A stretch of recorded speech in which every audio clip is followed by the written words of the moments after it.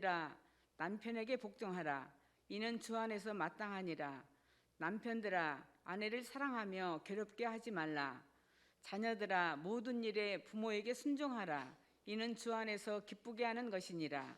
아비들아 너희 자녀를 노엽게 하지 말지니 낙심할까 함이라.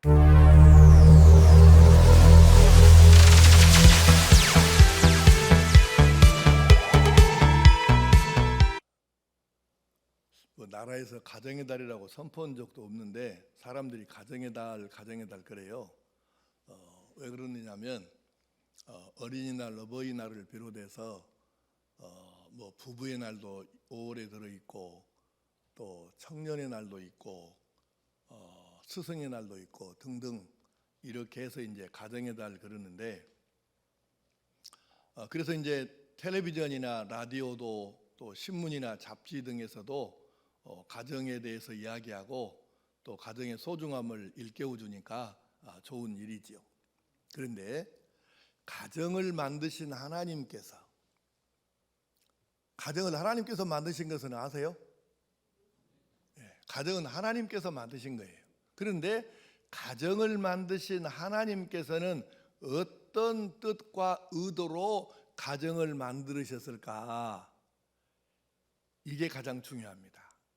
만드신 분의 의도에 맞추어 가야 가정이라는 것이 성공하고 행복할 수 있지 않겠어요? 그런데 이것을 알려면 결국 성경을 알아야 하겠죠. 그래서 언제나 우리에게 정답을 주시는 성경으로 들어갑니다. 자, 가정에 대해서 가장 기본이 되는 말씀 창세기 2장 18절 말씀을 한번 보십시다. 자막을 보시고 시작. 여호와 하나님이 이르시되 사람이 혼자 사는 것이 좋지 아니하니 내가 그를 위하여 돕는 배필을 지으리라 하시니라. 아멘. 이 말씀은 핵심이 두 가지예요. 하나는 혼자 사는 것이 좋지 않다. 두 번째는 그러므로 돕는 배필이 있어야 한다. 그래서 배필을 주셨지요.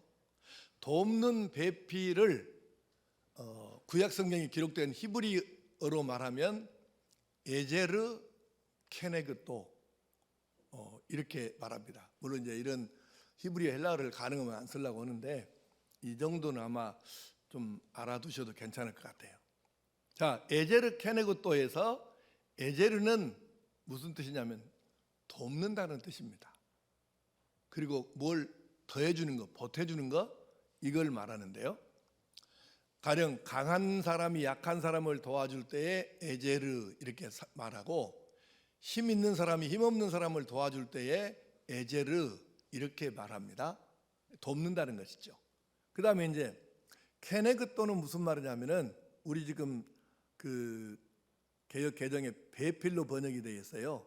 이 원어를 직역을 하면 이런 뜻이에요.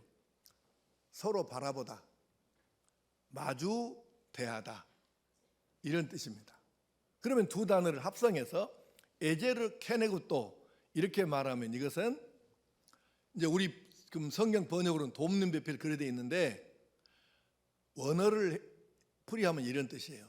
함께 있어 서로 마주 보면서 돕고 사는 존재입니다. 함께 있어 서로 마주 보면서 돕고 사는 존재. 자, 그러면 여기서 돕는 배필 에제르 케네그또는 부부만 의미할까요? 질문을 하겠습니다.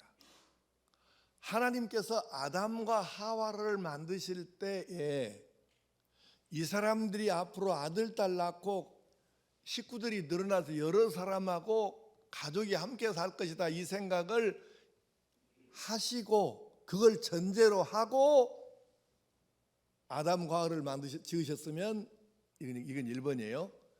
아니다. 그런 계획 없이 그냥 아담과 하와를 그냥 따로따로 만드신 것이다. 이건 2번이에요. 1번, 2번.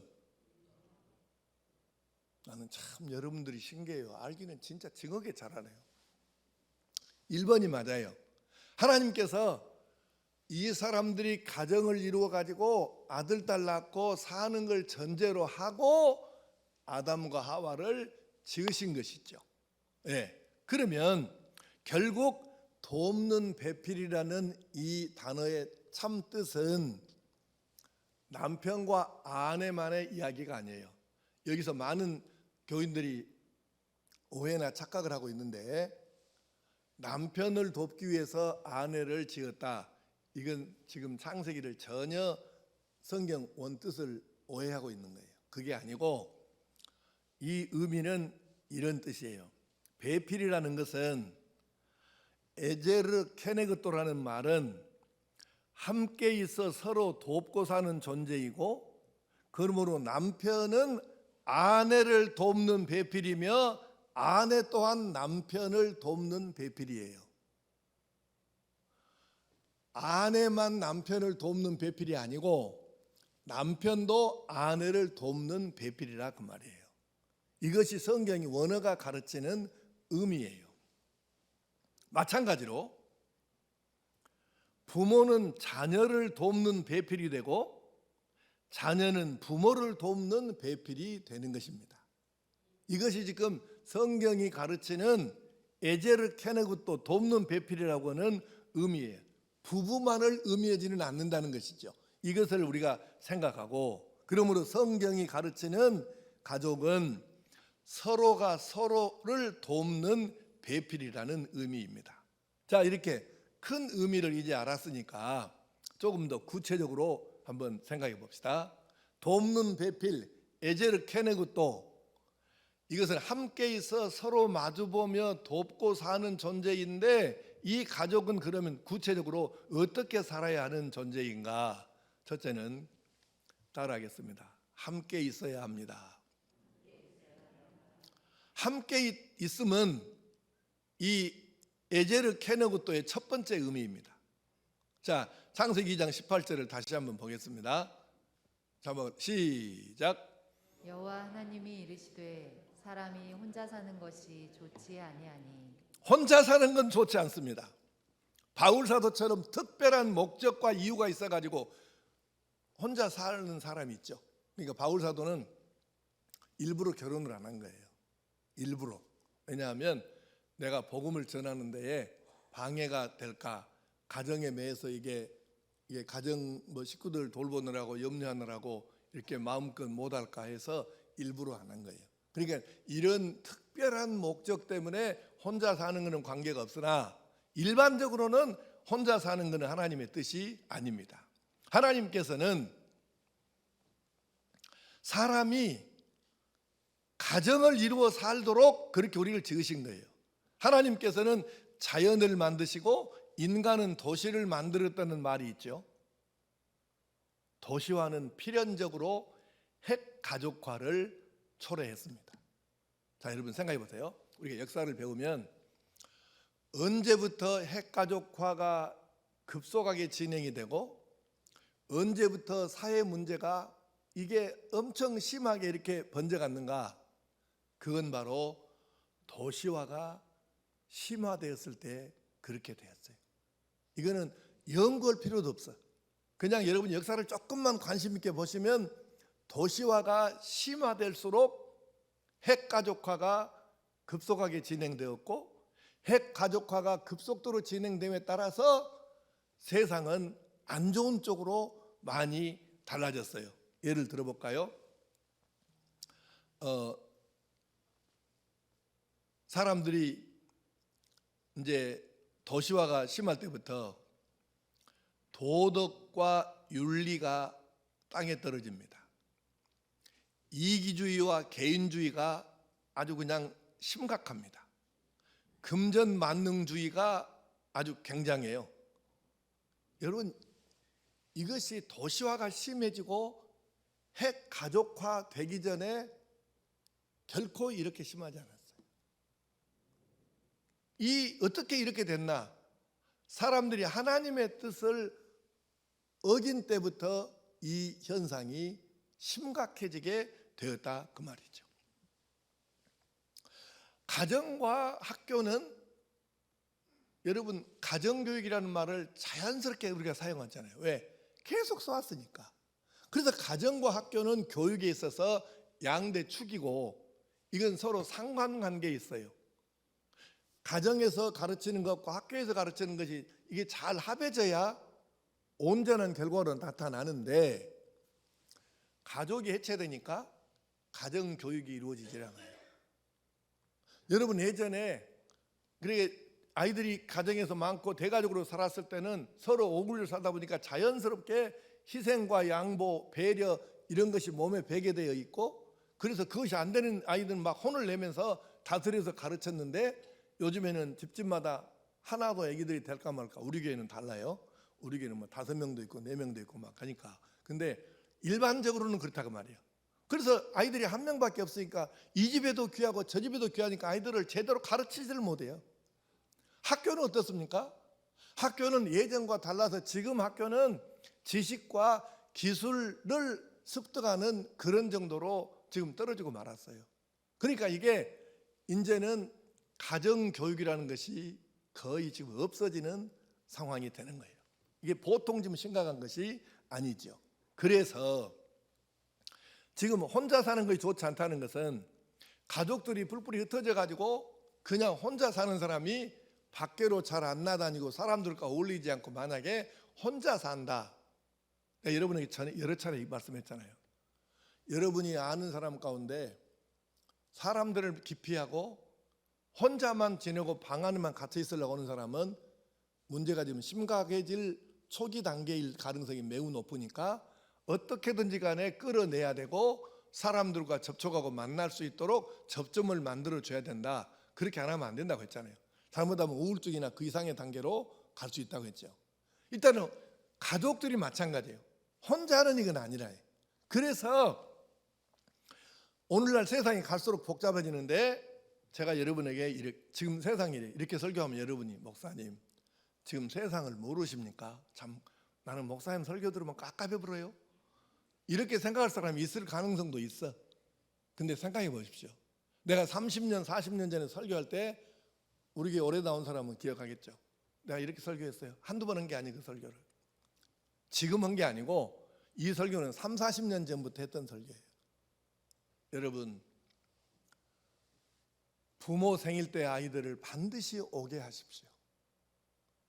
설이나 추석의 이 명절 때에 오지 마라 오지 마라, 어떻게 올라가냐, 이 복잡한데 10시간 넘어갔고 그 고생하고 뭐 들어와야, 오지 마라, 내가 올라가란다. 이 짓 하지 말라고 내가 누누이 일렀지 않습니까? 그렇게 여러분 오지 말라고 안 오고 부모가 올라가고 해갖고 결과가 좋습니까? 살만하냐고. 진짜 그거 지혜 없는 짓이에요. 자식을 생각한다고 어느 부모 입장에서 하는 말이지만은 멀리 내다보면 그거는 진짜 답이 아니에요. 여러분, 이렇게 가르쳐야 합니다. 이놈아, 엄마 생일이 1년에 5번 있냐 10번 있냐? 딱 한 번인데 이날 안 내려오면 어떻게 하겠냐? 바쁜 일이 있어도 병원에 입원만 안 했으면 왔다 가야지. 그때라도 얼굴 보고 그때라도 가족이라는 걸 확인하고 정을 이렇게 나누고 이래야 될 것 아니냐? 아가, 10시간이 걸려도 설에는 내려와야 된다. 네가 와야 돼야. 15시간이 걸려도 추석에는 너희들이 내려와야 된다. 이렇게 가르쳐서 여러분, 아이들이 가족이라는 것은 함께 해야 하는 존재인데, 사정상 우리가 이렇게 지금 떨어져서 살긴 하지만 이런 때라도 가서 만나고 우리는 가족이라는 걸 확인하고 몸이 함께 있지 못하니까 마음이라도 함께 있어야 된다, 이런 의식을 가지고 살도록 만들어야 희망이 있는데, 여러분 그렇게 하시냐고. 3, 40년부터 내가 가르친 대로 여러분, 이놈 뭔 소리냐? 와야지. 따라서 세요. 이놈아, 꼭 와야 돼.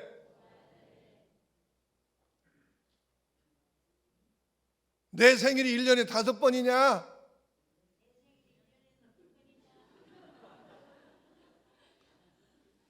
웃지 마. 이거 꼭 해야 돼. 예. 한 번 더 따라서 보세요. 내가 1000년 만년 사냐? 몇 년이나 더 살라고 그래요? 얼마 못 살아 우리.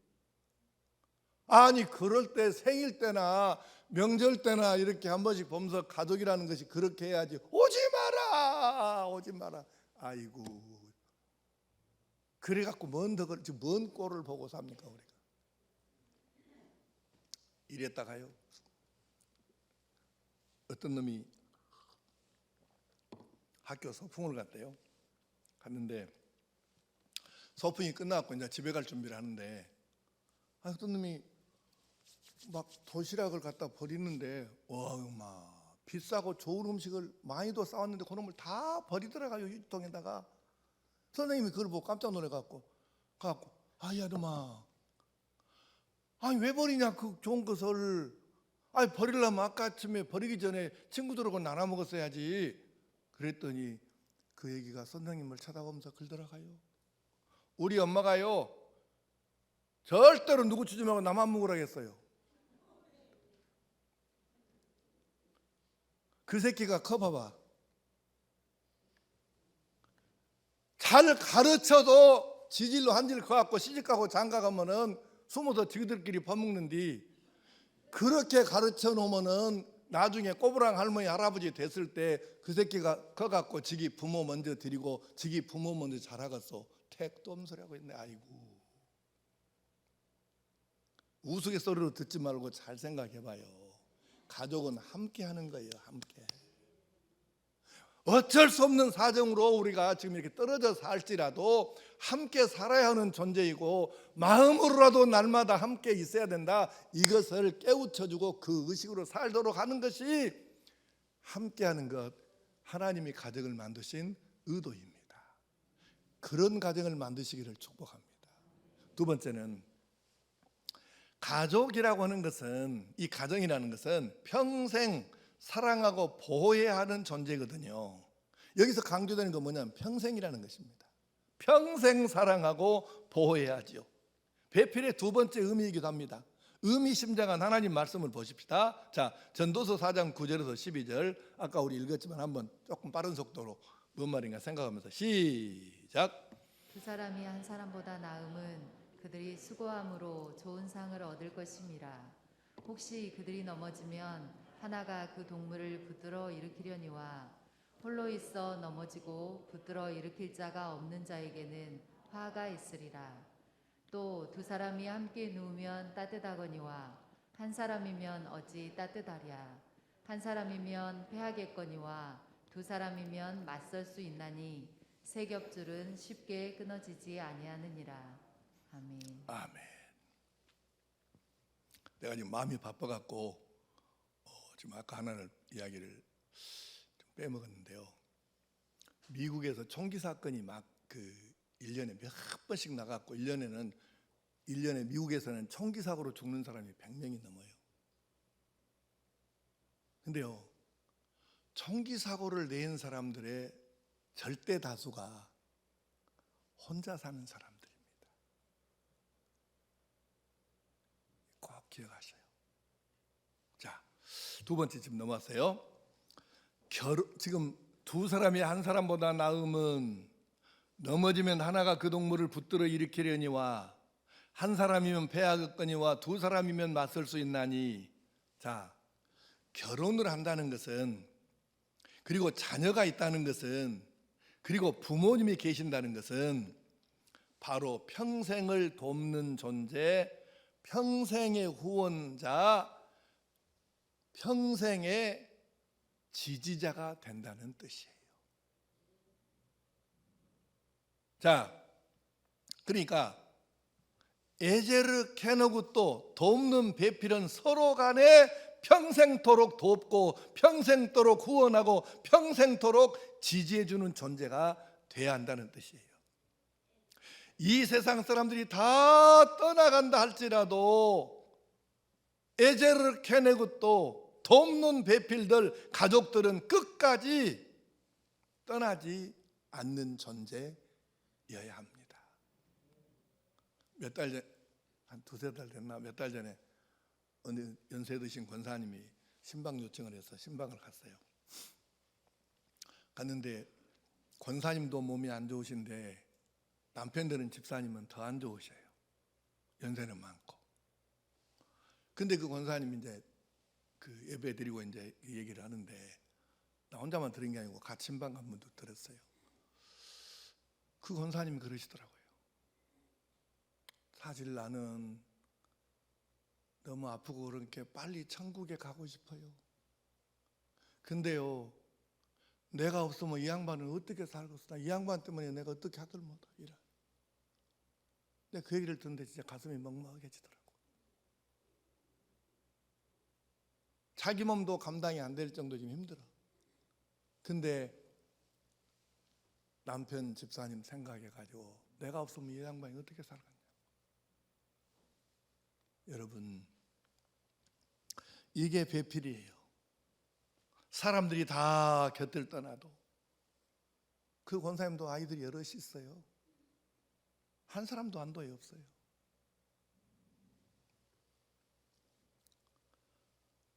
다 떠나도 애제를 캐내고 또 돕는 배필 가족은 떠나지 않는 존재인 것이죠. 세상 사람이 다 비난해도 욕해도 손가락질해도 애제를 캐내고 또 돕는 배필들은, 가족들은 끝까지 그를 지지하고 성원하는 존재인 거예요. 그게 가족이라고. 온 세상이 다 배신하고 떠나가도 가족은 평생토록 끝까지 신뢰하고 옆에 있어주는 존재인 것이죠. 그래서 가족이라는 것은 평생 후원자이고 평생 보호자이고 평생 지지자인 것입니다. 이런 사랑으로 우리 모든 성도들의 가족들이 되어지기를 축복합니다. 한 가지만 더 말씀드리면, 애제를 캐내고 또 돕는 배필은 넘어지면 일으켜 주어야 하는 존재입니다. 전도서 4장 10절 말씀을 현대인의 성경 번역으로 보십시다. 시작. 만일 두 사람 중 하나가 넘어지면 다른 사람이 그를 도와 일으킬 수 있으나 혼자 있다가 넘어지면 그를 도와 일으켜 주는 자가 없으므로 그는 어려움을 당하게 된다. 아멘. 원고를 안 보고 하면 길어지니까 그냥 내가 빨리 끝내기 위해서 그냥 읽겠습니다. 이 말씀은 문자적으로 해석해도 무리는 없으나 이 말씀의 참뜻은 한 가족 중 한 사람이 영적으로 넘어져서 신앙을 멀리한다든가 하나님을 온전히 섬기지 못하는 것을 지금 넘어지는 것으로 표현합니다. 우리식 표현으로는 시험에 든 것을 말하는 것입니다. 이때 배필, 애제를 캐내고 또 이 돕는 배필, 가족은 넘어진 사람이 있으면, 신앙적으로 넘어진 사람이 있으면 그때부터 기도를 들어가는 거예요. 그래서 그를 위해 기도하고 설득하고 격려하고 손잡아 일으켜 주는 존재인 거죠. 그런데 아나니아와 삽비라 부부처럼 같이 죄짓고 같이 넘어져 버리면 문자 그대로 화가 되는 거예요. 내가 목회하면서 참 난감한 것이 경우가 몇 번 있었는데, 대개는 가족 중에 시험이 들면 한두 사람이라도 깨어 있어 갖고 아이고 그러면 된다요 하고 설득하면서 기도하고 막 우리가 이럴수록 더 기도하고 매달립시다 이러는데, 둘이 같이 그러는 경우가 생겨요. 이때는 참 난감합니다. 이게 아나니아와 삽비라 같잖아. 이게 진짜 골치 아파요. 여러분, 부모와 자녀가 누군가 한 사람의 가족 구성원이 이렇게 영적으로 신앙적으로 넘어졌으면 다른 가족이 어떻게든지 그를 위해 기도하면서 이렇게 세워줘야 되는데 같이 넘어지면 누가 이렇게 주냐고. 물론 옆에 성도들이 있긴 하지만, 그래서 우리가 기억을 해야 합니다. 한 사람이라도 제대로 깨어서 가족들의 신앙을 깨우고 일으키고 바로 세우려고 애를 써야죠. 신앙과 영혼에 있어 너는 너 나는 나 이러면 법적으로는 가족일지 모르지만 의미적으로는 가족이라고 하기가 어렵지 않겠어요? 배필이, 가족이 영적으로 신앙적으로 넘어지고 시험 들면 언제라도 일으켜주는 배필, 그런 가족들이 되기를 축복합니다. 이제 말씀을 맺겠습니다. 고린도전서 11장 11절 말씀을 공동번역 성경으로 보십시다. 시작. 주님을 믿는 세계에서는 여자나 남자나 다 같이 상대방에게 서로 속해 있습니다. 아멘. 돕는 배필, 에제르 케네그또, 이 가족은 서로에게 속한 존재입니다. 남편도 아내도 부모들도 자녀들도 서로에게 속한 존재인 거죠. 가정의 창조주이신 하나님의 뜻을 따라서 우리들이 서로에게 속하여 함께 살고 평생 보호자로 살고 일으켜주는 삶을 살아서 하나님께서 복 주시고 책임져 주시는 행복한 가정들로 살기를 축복합니다.